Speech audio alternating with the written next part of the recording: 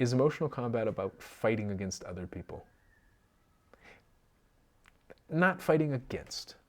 At least the way that I would define it is that it's about surviving because we have so many attacks coming at us, and it's about fighting for other people or fighting with other people. Not fighting with it like against, but fighting for them, wanting to help them survive and help them deal with what's going on in their lives. And so, again, how the framing might help me is when I feel overwhelmed, then I get into a more antagonistic mindset. Because often when I'm feeling overwhelmed, I'm actually disconnecting from the conflicts that are happening in my life. It's too much maybe, or I'm just not aware what's happening. And so I can lose my balance and my composure. And so when I pay more attention to my emotional combat, my myriad of conflicts that are happening, I can also see that other people are going through a lot of stuff.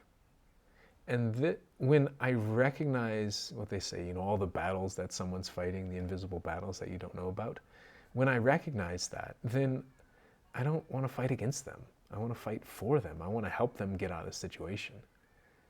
And I think so much advice is, well, if somebody's going through something, that's their own thing, especially the advice in the West. Well, it's not their own thing. It impacts me.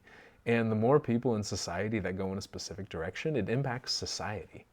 If these people have positions of power, it could really impact society. So I care, and I'm going to fight.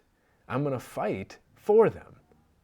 I'm going to help them survive. I'm going to help them thrive so they can get out of the situations they're in, so they can have more control of the situations they're in, more control of themselves. Because if I can do that, if I can fight for them and help them, and they can fight for me and help me, then maybe we're able to get through so much together.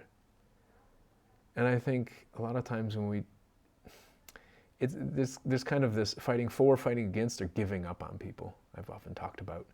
And I think people hear combat maybe and think fighting against. It's not, it's fighting for, and it's definitely not giving up on people.